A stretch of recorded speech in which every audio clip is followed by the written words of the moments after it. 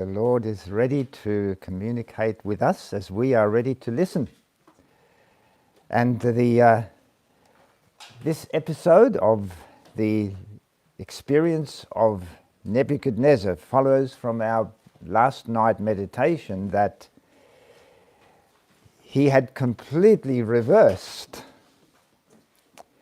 the impressions that he had received when he fell on his face before the Lord and before Daniel and worshipped. What deep impressions were upon him. And then we saw how those impressions faded away over a few years, so that he reversed entirely to redirect that which God had given him to his own shame.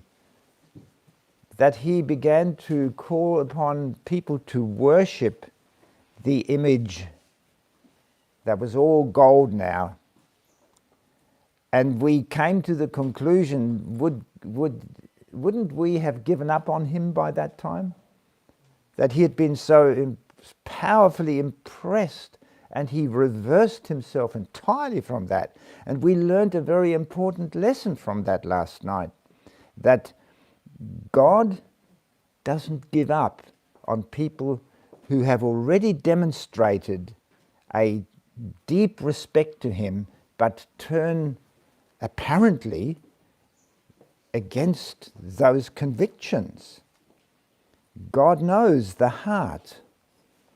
And now we will behold how God reaches into a heart to bring to the surface the hidden qualities that may be buried under a surface of hopeless idolatry. Of hopeless idolatry. So, as we saw, Nebuchadnezzar had lost the impressions, convicted of by his dream and the explanation given by Daniel, even to such a degree to suggest that those he was prepared to kill, those wise people, those wise men, whom he was prepared to kill,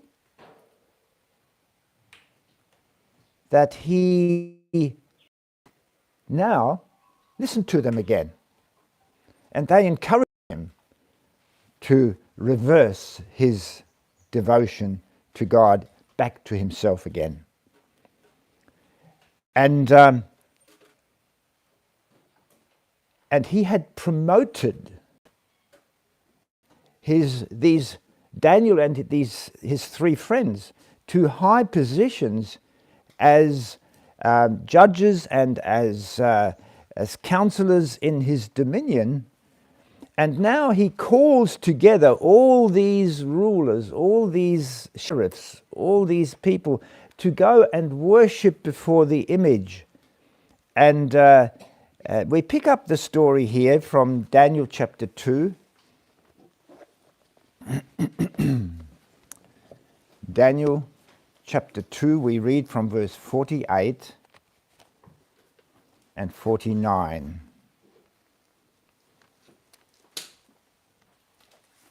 And we're letting the Bible paint the picture as Mr. White's writings to deepen our understanding of it. Daniel chapter 2, verse 48 and 49. Then the king made Daniel a great man and gave him many great gifts and made him ruler over the whole province of Babylon and the chief of the governors over all the wise men of Babylon. Then Daniel requested of the king, and he set Shadrach, Meshach, and Abednego over the affairs of the province of Babylon. But Daniel sat in the gate of the king. Now, by Nebuchadnezzar putting these people in that high position, he actually laid a foundation that would with him again. in what we're looking at now, because he caused now all these people to bow down before the image, as we saw last night. And among them would be Shadrach, Meshach, and Abednego. And now he had actually laid the foundation for God to really come in and really bring a point home to him so powerfully here as we continue. So by this time, the reverses in Nebuchadnezzar's devotion to God had come to the golden image that we looked at last night. And now came the supreme test upon his inmost heart. Our story continues there in chapter 3, verse 8 onwards. Wherefore, at that time, because they were all called to worship, and what happens here? Wherefore, at that time, certain Chaldeans came near and accused the Jews. They spake and said to the king Nebuchadnezzar, O king, live forever. Thou, O king, hast made a decree that every man that shall hear the sound of the cornet, the flute, the harp, the sackbut, the psaltery, and the dulcimer, and all kinds of music, shall fall down and worship the golden image. And whosoever falleth not down and worshippeth, that he should be cast into the midst of the burning fiery furnace. There are certain Jews whom thou hast set over the affairs of the province of Babylon, Shadrach, Meshach, and Abednego. And these men, O king, have not regarded thee. They serve not thy gods, nor worship the golden image which thou hast set up. What are we just beholding here? The king didn't know that they didn't bow down. But who dobbed them in? Here's a lesson for us in regards to what's coming in the future. You know who are the people that are going to dob us into the government when the Sunday law is enforced? Our acquaintances. There is a first lesson to take hold of and to be prepared for. Those that are no longer with us, but who have once been with us, will dob us in. There's so much in just that first beginning picture there. And here comes a supreme test. How Nebuchadnezzar is going to respond now, because the fact is that these young men should have brought back to his memory that he installed them there because of his experience with God and the deep impressions that he had been receiving from that. But there is something interesting that we continue to observe here. Did something awaken in him? Did he begin to think maybe, but he had already entrenched himself in this demand, in this decree that he couldn't really reverse that. Look at the verse 13 to 15 as we continue here. Then Nebuchadnezzar, in his rage and fury, here's that other side of him coming into activity again, in his rage and fury, commanded to bring Shadrach, Meshach, and Abednego. Brought these men before the king. Nebuchadnezzar spake and said unto them, Is it true, O Shadrach, Meshach, and Abednego? Do not you serve my gods, nor worship the golden image which I have set up? Now, what does he say next? Now, if you be ready, that at what time you hear the sound of the cornet, flute, harp, sackbut, psaltery, dulcimer, and all kinds of music, you fall down and worship the image which I have made well. But if you worship not, you shall be cast the same hour in the midst of the burning fiery furnace. And now what does he say? And who is that God that shall deliver you out of my hands? Don't you marvel at what's happening here? Now, did you notice, though, that he seemed to give them another chance? And that's the point I just want to dwell on for a moment. A very interesting manifestation here, that something must have reminded him that these people that he had put in that place, they were noble people, and he wanted to give them a chance, maybe. You know, it's a weird sort of character revelation here. Let's read from the Spirit of Prophecy in Prophets and Kings. Prophets and Kings, page 507, paragraph 2, where I read, as the three Hebrews stood before the king, notice what? He was convinced that they possessed something the other wise men of his kingdom did not have. They had been faithful in the performance of every duty. He would give them another trial.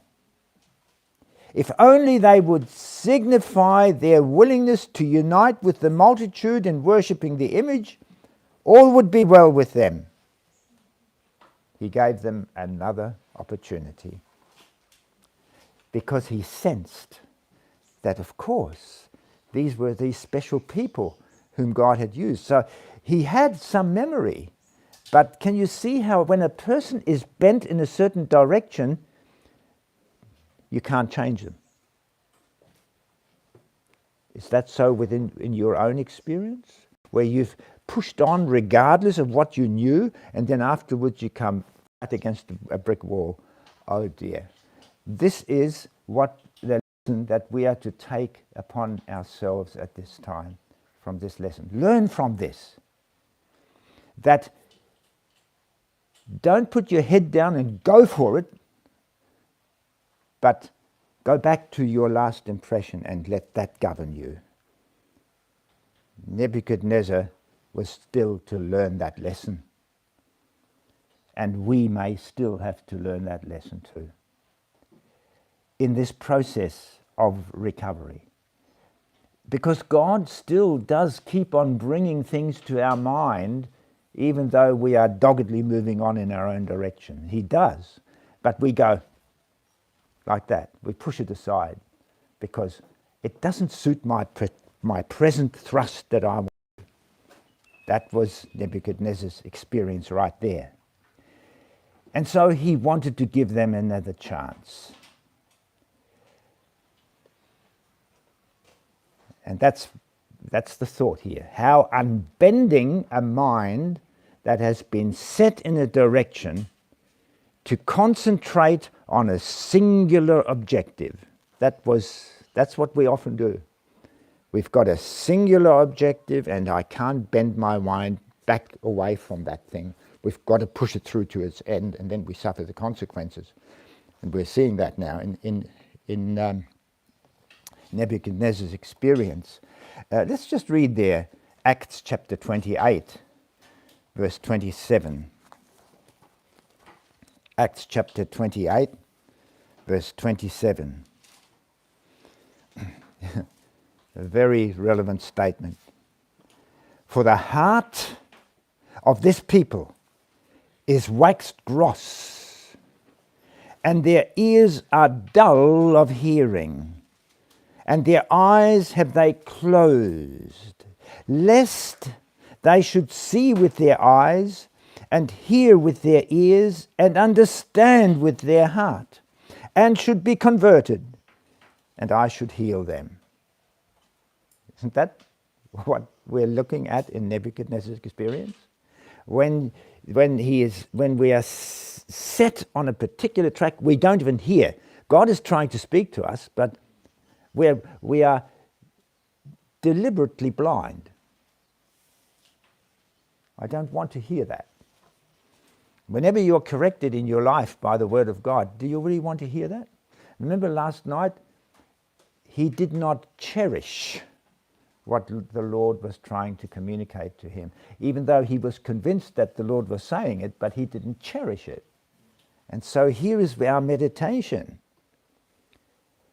I read here from the Review and Herald this time, January 26, 1886, paragraph 2.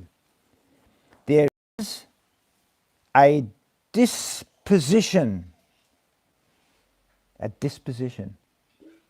The sins of there are three different ways of, and one of them is disposition. There is a disposition with many to be impetuous and headstrong. They have not heeded the wise counsel of the Word of God.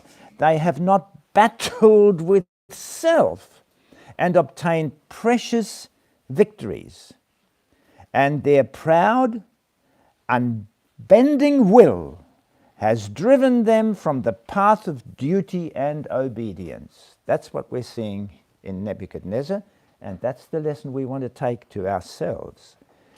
When you have sort of moved your way in a certain direction, and God wants you to come back to your first conviction, don't barge on ahead. Stop. That's what we're learning here.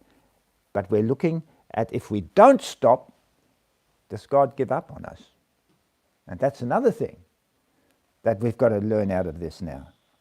But to understand the sins of disposition is what we are learning here.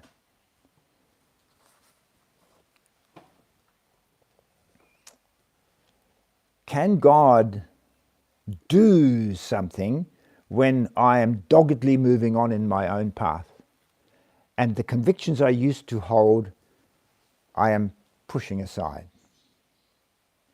Can God do something with such a thing? As we already saw in our study from last night, that we saw that God looks at the heart. He knows that deep inside, I do want to follow Jesus, I do, but I'm just pushing him aside at the moment. So God doesn't give up on us if we, and mark this, if you see certain things in the church family where somebody that you know should know better, but barges on with what they're doing and keeps on doing the things that are contrary to what you know they should be doing, remember, God is at hand. Don't become exasperated. Don't begin to judge your fellow brother or sister. Just let the Lord continue to do his work in his church. Because God had set his heart on Nebuchadnezzar and he was going to work with him. God sets his heart on his children. We heard it this beautifully this morning. He is our Father. He loves us. And with all our faults, you know, what is man? That's just stuck into my mind this morning. What is man that thou art mindful of him? What is Nebuchadnezzar that thou art mindful of him? Can you see what we're learning here? That God is mindful of you in in his love to you, even though you might be demonstrating these kind of things that Nebuchadnezzar is demonstrating, even though he's already been convinced. What a lesson we are picking up here. God can do something with such, indeed, as we read it here, and we want to keep on remembering that when you come and wake up to your own shortcoming, don't give up. God hasn't given up on you. Testimony Volume 1, page 196, paragraph 3. where it says, I saw, Sister White saw that God could carry on his work without any of man's help. He doesn't have to use Nebuchadnezzar. He doesn't have to use Daniel. He could just himself through the angels. But no, listen. But this is not his plan. The present world is designed as a scene of probation for man. A scene of probation. We are in the scene of probation, as was Nebuchadnezzar, yes? He is here to form a character which will pass with him into the eternal world. So he is here to form a character. How is he going to form your character? During periods of probation. While probation lasts, if you make mistakes, like big mistake that Nebuchadnezzar makes, he's not going to give up on you. You're still on probation. How will you react to the next revelation of God, you see? Good and evil are placed before him, before us. And his future state depends upon the choice he makes. You see, what choice are we going to see that Nebuchadnezzar is making here when God steps in to show his intervention? Some people decide, no, I'm still going to resist. But we are watching Nebuchadnezzar, and we are watching somebody who's deep inside his heart is still wanting to serve God, but getting sidetracked, as we've studied. Christ came to change the current of his thoughts and affections. Now we've got that we studied this morning. Christ came for what? He wants to manifest himself to us so that he changes my affections, my thoughts, because Nebuchadnezzar's affections were upon himself and upon the image that he had created and upon the glory of that everybody was now going to be bowing before him. But Jesus was going to come and change his affections. Mark that. That's what Jesus came, to change our thoughts and affections. Our thoughts are often doggedly going along the path that I want to go, and Jesus has come along to change that. But how? We're going to see it demonstrated here in this meditation.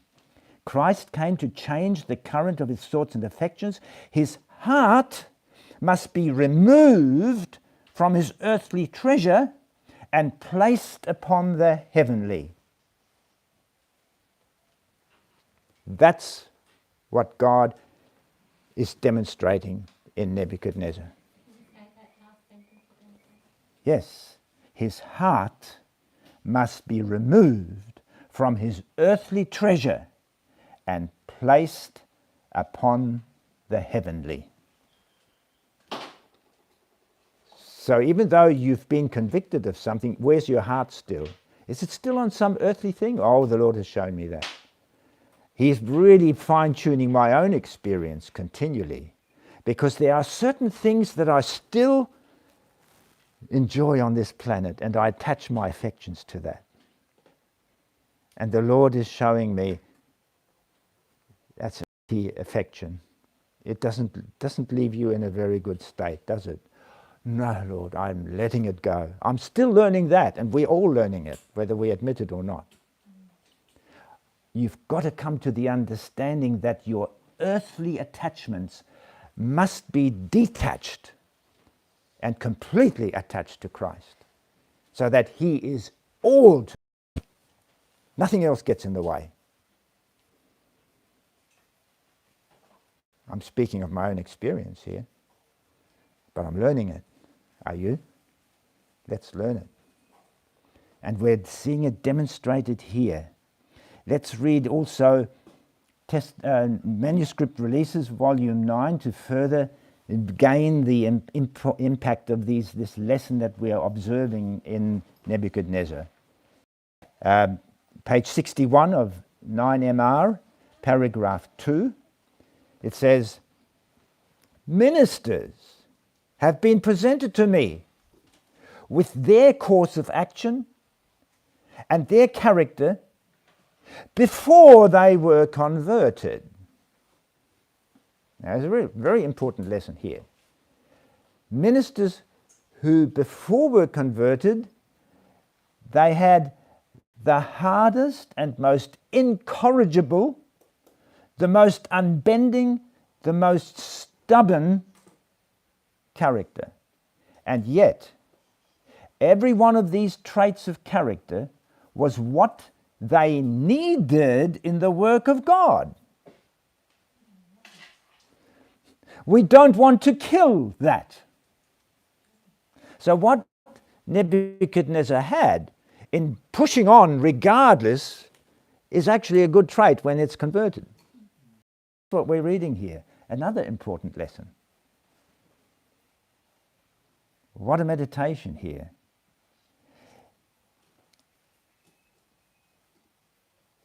We must not kill this. It is needed. It is needed in order to fill important positions of trust in the cause of God. There must be a transformation of character. The leaven must work in the human heart until every action is in conformity to the will of God and they are sanctified. Then they become the most valuable. It is this very kind of individuals that God can use in the different branches of his work. That particular personality characteristic, that they are unbending, that they're going to push on regardless. Now, Nebuchadnezzar's doing it in the wrong direction, but when he gets fully converted, he pushes on regardless in God's direction. That's the lesson we want to take here as well. So God can do it. God can do something with this faulty personality. And our cooperation with him in this and understanding this principle is what we need to now watch in the rest of this story. Now, you know full well the story of the furnace and what happened, but let's now explore further detail of what we have just been covering here as a lesson for us. Watch now Daniel chapter 3, verse 16 to 18.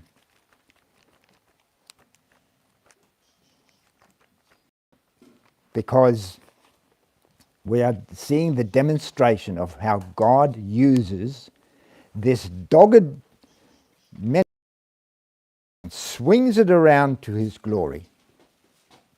So that was Daniel chapter 3, verse 16 now to 18.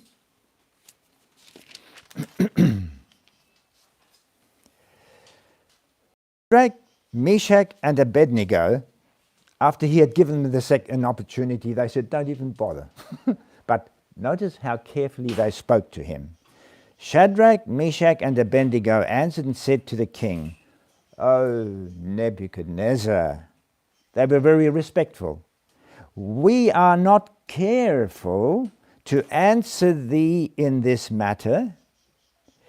If it be so, our God, whom we serve, is able to deliver us from the burning fiery furnace, and he will deliver us out of thine hand, O king.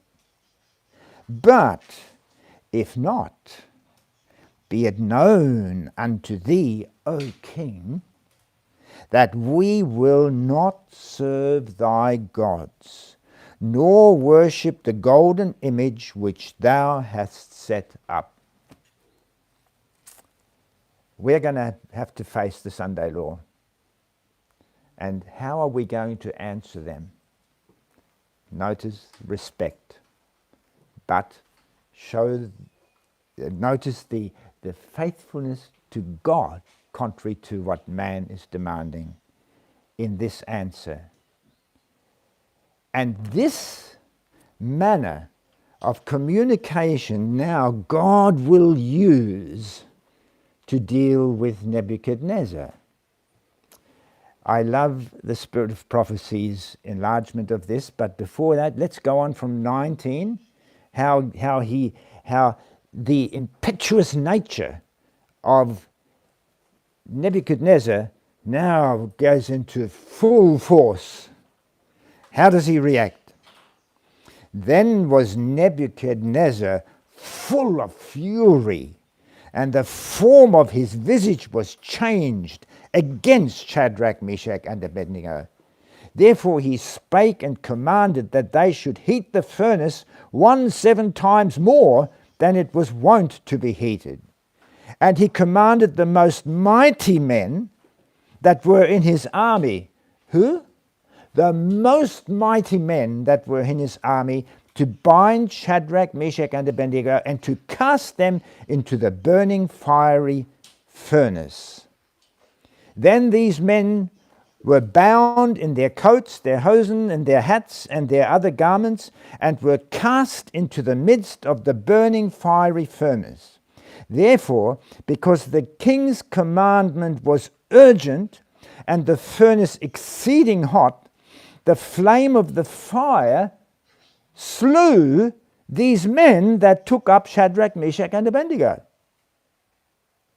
And these 3 men, Shadrach, Meshach, and Abednego, fell down bound in the midst of the burning fiery furnace. What a hot furnace that would be. I wonder what, because that was the furnace, if you think carefully, remember he made that golden image. He had to melt the gold down, and the furnace was used. It had to be a big furnace because it was such a lot of gold. And so this furnace was able to be raised to 3,000 degrees, probably. Really hot. If you were thrown in there, you'd melt to pieces very quickly. And this is it. God permits him to go ahead with all this.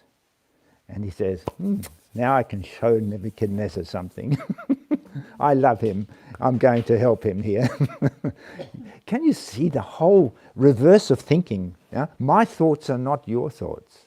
Neither are my ways your ways. Follow carefully my ways as I'm dealing with Nebuchadnezzar. And now notice, why did Nebuchadnezzar ask for the strongest men to bind these young men?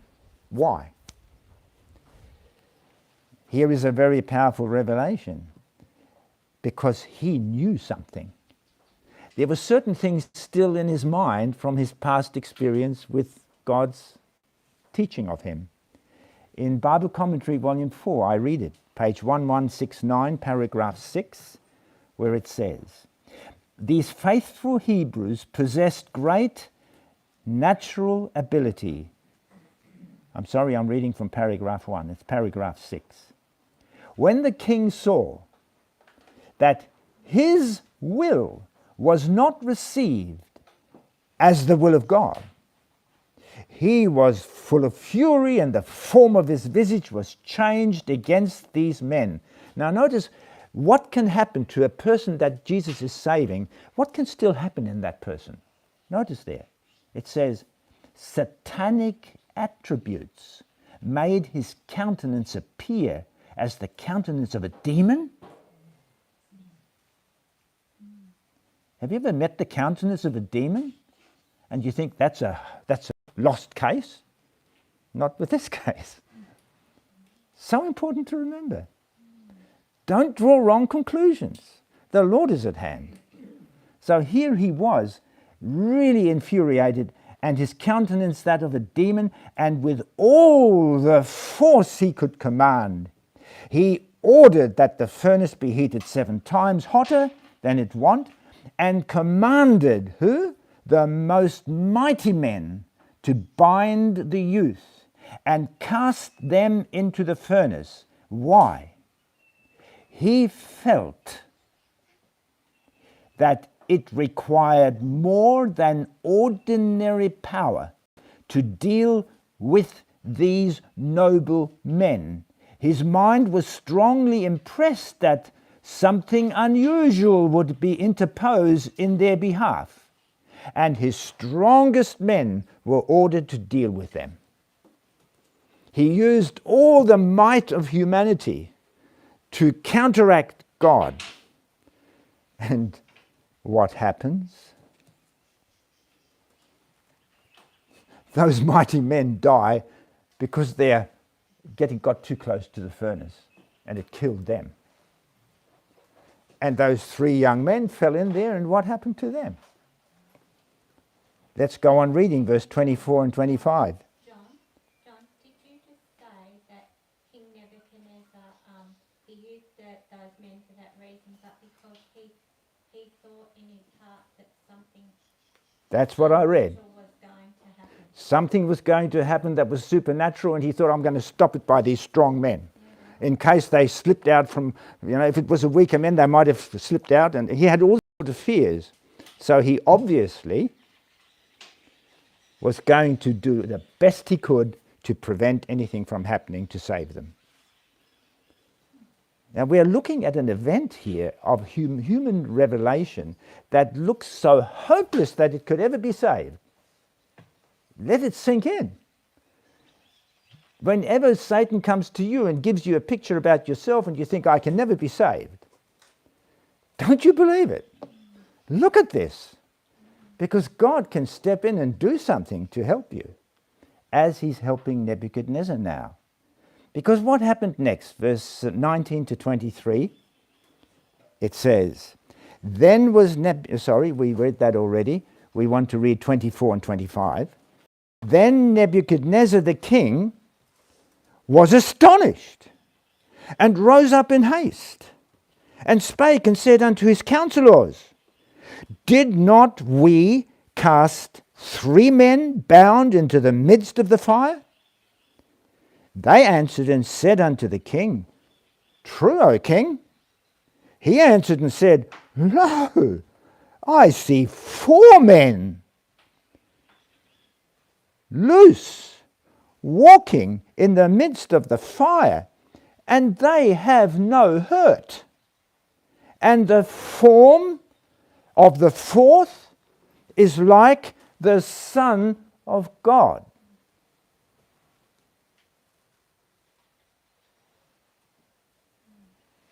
Are you letting it sink in?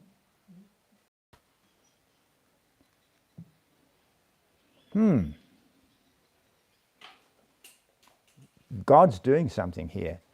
He sent the Lord Jesus Christ to help us, didn't he? And what did we read and what did we sing?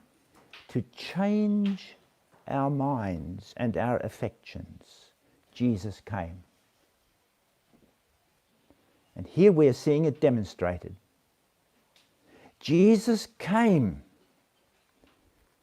Now, as he came there to be and walk with his 3 brothers, how did Nebuchadnezzar recognize that he was the Son of God? The heathen king says the 4th one is like the Son of God. How did he come to that conclusion? A very important lesson here. Let's go to Prophets and Kings. Page 509. And I'll read from paragraph 1 there. From his royal seat the king looked on, expecting to see the men who had defied him utterly destroyed. But his feelings of triumph suddenly changed.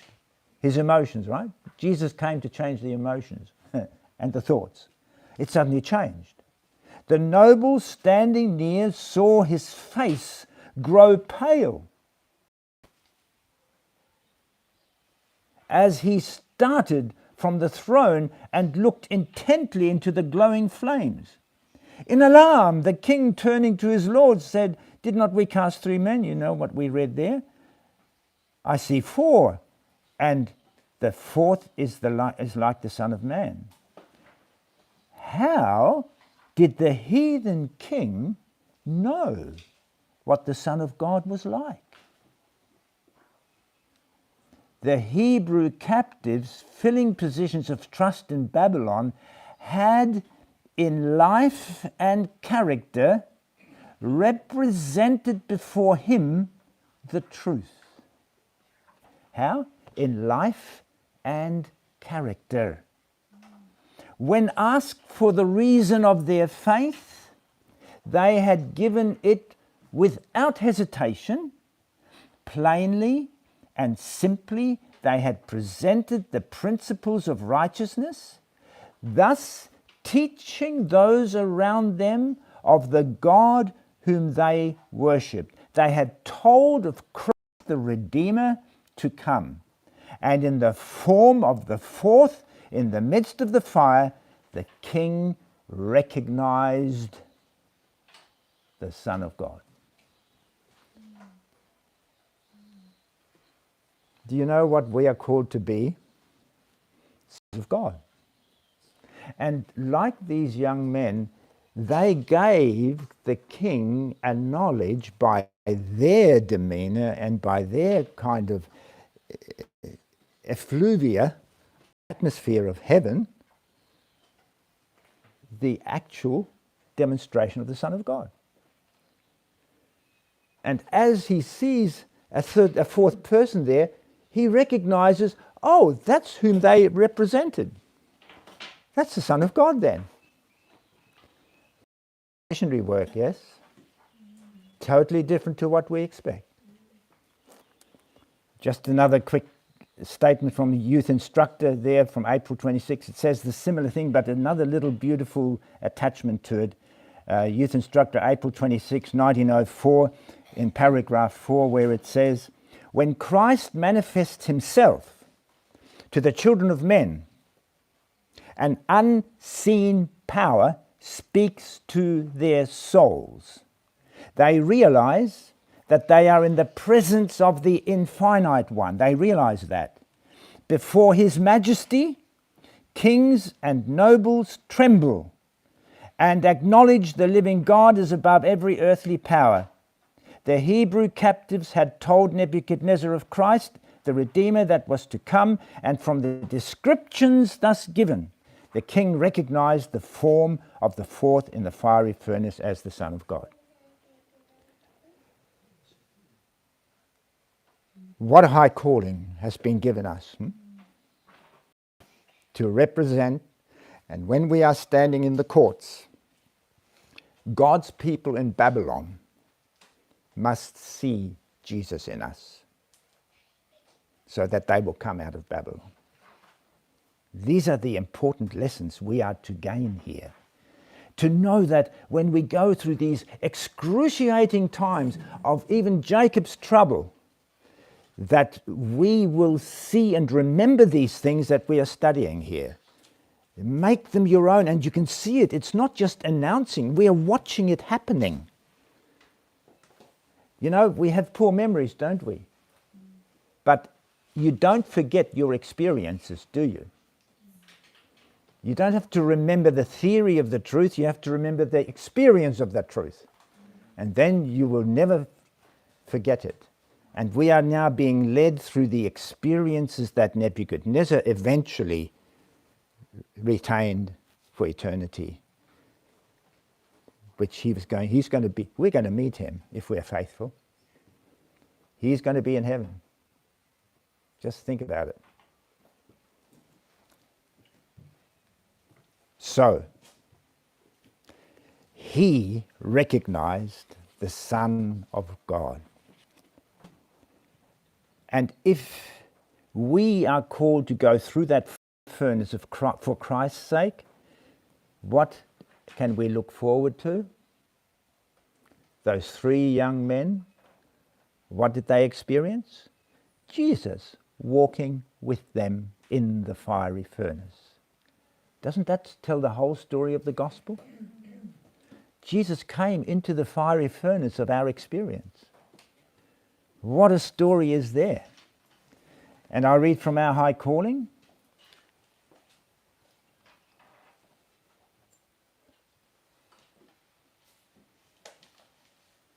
Our high calling, page 358, it's just one sentence there. If you are called to go through the fiery furnace for Christ's sake, Jesus will be at your side. So by faithfulness on the part of God's people, God can change the current of the mind. We read that, didn't we? Behold it now, because his previous current of mind was all upon himself and upon his glory, and now through this experience, what happens to Nebuchadnezzar? Let's read it in Daniel 3:26 to 28.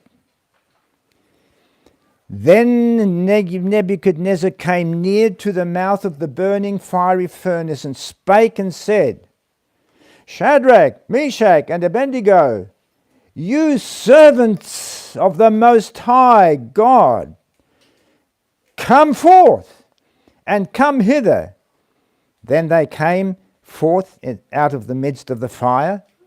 Verse 27, and the princes, governors, and captains, these were all the ones that were bowing before to the image. As they behold this, the king's counselors being gathered together saw these men upon whose bodies the fire of huge temperatures had no power, nor was an hair of their head singed. Neither were their coats singed, nor the smell of fire had passed upon them. Then Nebuchadnezzar spake. Now notice how his mind has been changed by this circumstance. And said, Blessed be the God of Shadrach, Meshach, and Abednego, who hath sent his angel and delivered his servants and trusted in him, and have changed, what's he admitting to? And has changed the king's word, and yielded their bodies that they might not serve nor worship any god except their own God. Wasn't that a change of mind? But you know, as you look at it, you've got to let it sink in. God can change our minds from our dogged way of doing the wrong thing and change it to be completely melted into his way. That's what we are to keep on remembering in these lessons. And there's lots of life that we don't know, just like Nebuchadnezzar didn't know. But God brings it to the surface. That's what I introduced our study here. That this is a story of how God brings to the surface the discovery of things about yourself and about his wonderful love to you. But you don't have to go through Nebuchadnezzar's experience necessarily if you'll open your heart to this story. Because as you open your heart to it, it can happen inside of you by the word of God here. God can do it by what you're beholding. And it's a precious thing that we are able to learn from this story. And I remember everyone, even children, every one of you, if you will be very attentive to what you're learning here, you will grow up to know Jesus all the way. But in that beautiful story of Nebuchadnezzar and the burning fiery furnace, you will learn something for your own personal self. So the faithfulness on the part of God's people can change the current of the mind, as we have seen here. The current of the mind of Nebuchadnezzar is an example of how God's people who are faithful will change many people's minds and hearts by remaining faithful through the most serious circumstances, to remain consistent. And I've often brought this out to our company before some of us, people left us. We must remain consistent. Don't change. Be as dogged as Nebuchadnezzar was, not to change, but apply that to not to change from God's way. Be unbending, remain consistent while everybody goes from this way and that way and into all sorts of bypaths, and God's people are going to stand consistent all the way through. That's the witness that will change other people like Nebuchadnezzar. Let's read Prophets and Kings, page 509, paragraph 3, where it says, "And now, his own greatness and dignity forgotten, Nebuchadnezzar descended from his throne and going to the mouth of the furnace cried out, 'You servants of the Most High, come forth and come hither.'" What was that? What was forgotten? His own greatness and dignity. This is all demonstrating that the earthliness and the nature of human earthliness is changed through this experience. It says, as Shadrach, Meshach, and Abednego came forth, and in paragraph 1 of 510, forgotten was the great golden image set up with such pomp. Forgotten. In the presence of the living God, men feared and trembled. "Blessed be the God of Shadrach, Meshach, and Abednego," says Nebuchadnezzar, "who hath sent his angel and delivered his servants that trusted in him, and have changed the king's words, and yielded their bodies, that they might not serve nor worship any god except their own God." Everything else was forgotten, you see. God has just really impacted the life of Nebuchadnezzar. Now observe, in conclusion, another lesson. Because how does King Nebuchadnezzar now respond? Read verse 28 and 29. Verse 28, he had already admitted now that God is the one who is winning in this argument. Verse 29, "Therefore I make a decree that every people, nation, and language which speak anything amiss against the God of Shadrach, Meshach, and Abednego shall be cut in pieces, and their houses shall be made a dunghill, because there is no other God that can deliver after this sort." Now you think here as you read that, oh, good on you, King. Is that what you might have thought? You made a mistake already. Because I'm going to share something with you now, a lesson to learn. That when a person is convicted that God is right, the way that God convicted Nebuchadnezzar, the human self can still play havoc. And it's the human self that now looks upon the glory that God has displayed and now turns and uses it as a scourge upon others who don't. Think about this. You know, as we're going through this study, I just want to bring your attention to this.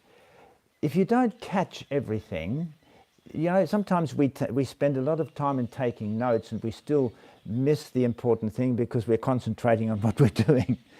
The point is here, you want to just drink it in right now. Just meditate. And yes, if you're taking notes, pinpoint an important impression that has been made in your life.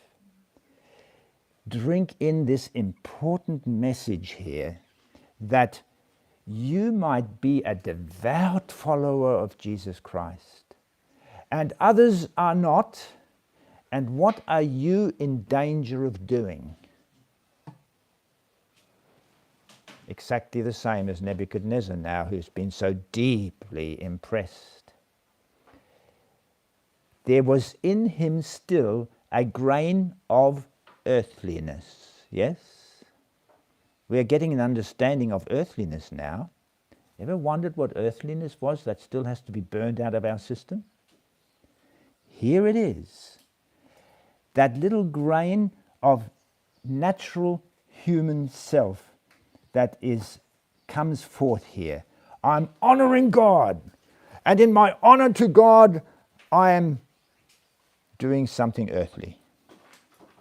Here it is in Prophets and Kings, page 510, reading paragraph 3 and 4. In these and like words, the king of Babylon endeavored to spread abroad before all the peoples of earth, because that empire covered the known part of the earth, to spread abroad before all the peoples of earth his conviction that the power and authority of God, of the God of the Hebrews, was worthy of supreme adoration. And God was pleased with the effort of the king to show him reverence, to make the royal confession of allegiance as widespread as the Babylonian realm. God was pleased with that. But then, it was right for the king to make public confession and to seek to exalt the God of heaven above all other gods. But in endeavoring to force his subjects to make a similar confession of faith and show similar reverence, Nebuchadnezzar was exceeding his right as a temporal sovereign. He had no more right, either civil or moral, to threaten men with death for not worshipping God than he had to make the decree consigning to the flames all who refused to worship the golden image. God never, and here is a very powerful statement, God never compels the obedience of man. He leaves all free to choose whom they will serve. This is a powerful lesson for ministers, a powerful lesson to the church, that if somebody is revealing a faulty or an evil in the church, what do people use generally? What do the churches use? Disfellowshipment, yes? No, that's not God's way. Try to win them. The only time that disfellowship would ever take place is by the choice of the people who reject all the help that is ever given. They will go for themselves. The idea of punishing people because they are not following what God wants them to follow by human activity is here taught is out of God's order. Human zeal is not the work of the Holy Spirit.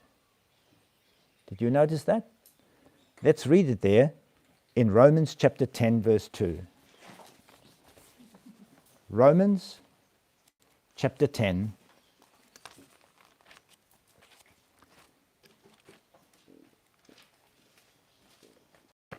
verse 2. For I bear them record. Who? The Israel, the Pharisees. He's talking about them. He said, I bear them record that they have a zeal for God, but not according to knowledge. Not according to knowledge. We are to have the knowledge of God. And the zeal we may have is a zeal that we may hold on to in our human state of mind. Very important lesson to learn.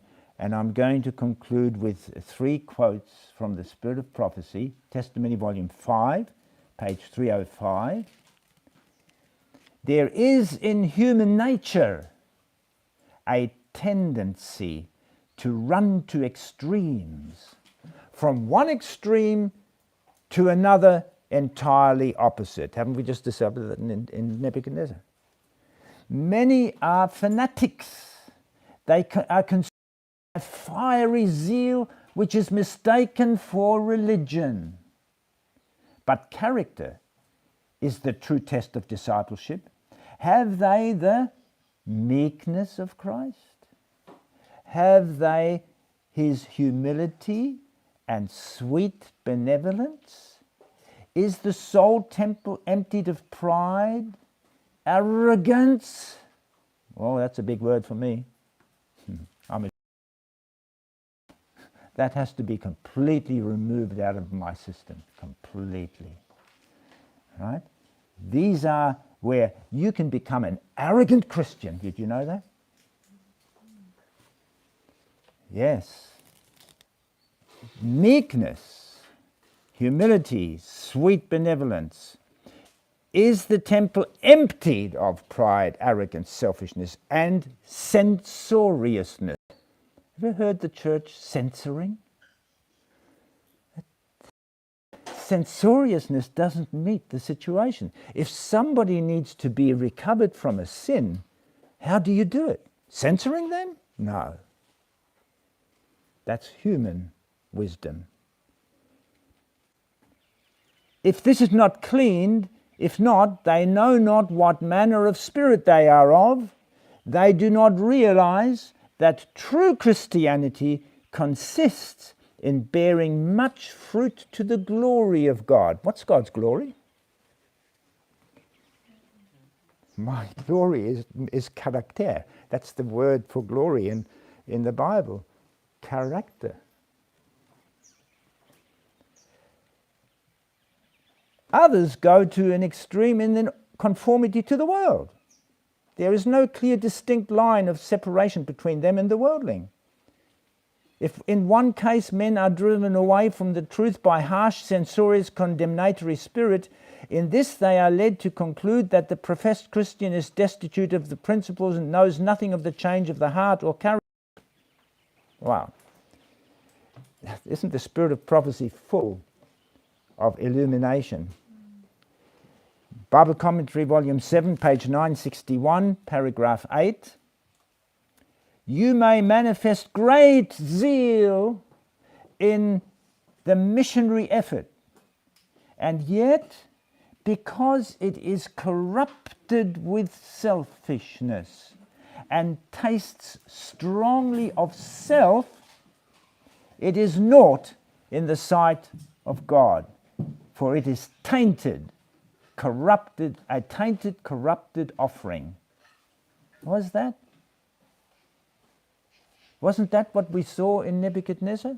When he said that, he used his self.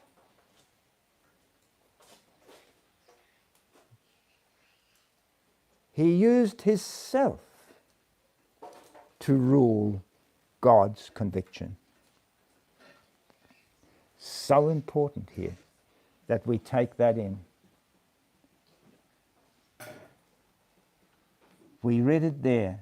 Unless the door of the heart is open to Jesus, unless he occupies the soul temple, unless the heart is imbued with his divine attributes, human actions, when weighed in the heavenly balances, will be pronounced wanting. The love of Christ will make you rich, but many do not realize the value of his love. Many do not realize that the spirit which they cherish is destitute of the meekness and lowliness of Christ, destitute of the love that would constitute them channels of light. Are we not learning some important lessons here? Where's that for? That was Bible Commentary, Volume 7, page 961, paragraph 8. And this is this not a problem of Laodicea? So that Jesus has to spew them out. What is meant with Christ spewing them out of his mouth? What is meant with that? Let me read it. Testimony, volume 6, page 408, paragraph 2. Those who are indifferent at this time, Christ's warning is, because thou art lukewarm, neither cold nor hot, I will spew you out of my mouth. What does it mean? The figure of spewing out of his mouth means that he cannot offer up your prayers or your expressions of love to God. He cannot endorse your teaching of his word or your spiritual work in any wise. He cannot present your religious exercises with the request that grace be given you. Was Nebuchadnezzar giving God the glory? He was in one way. But in the other way, he was destroying the beautiful glory of worshipping God. So people will, as we read here, that there are people who are very devout, like Nebuchadnezzar, but it smells of selfishness. It smells of self. It is still an earthliness that must be eradicated out of our life, and that is such an important characteristic to learn and understand. So may God help us as we keep on traveling through our future. Our study of Nebuchadnezzar and the lessons to be gained from him have come to a particular point of understanding, but we are not complete yet. Our subjects are going to continue, and we want to understand everything. And as I said, follow carefully to learn the lessons, because you're looking at the experience. You're not learning mere theory here. Theory overbalances your mind, but the living experience is something you can look at all day long. And that's what we're doing here at this conference. So the conversion is a long process of time. There is more to conversion that we often understand, and we're seeing it described in Nebuchadnezzar, and we're going to continue to look at that. So God bless us as we continue to focus. We will have a break now and then come back again to another section of this subject. Let us conclude together in singing together a closing hymn.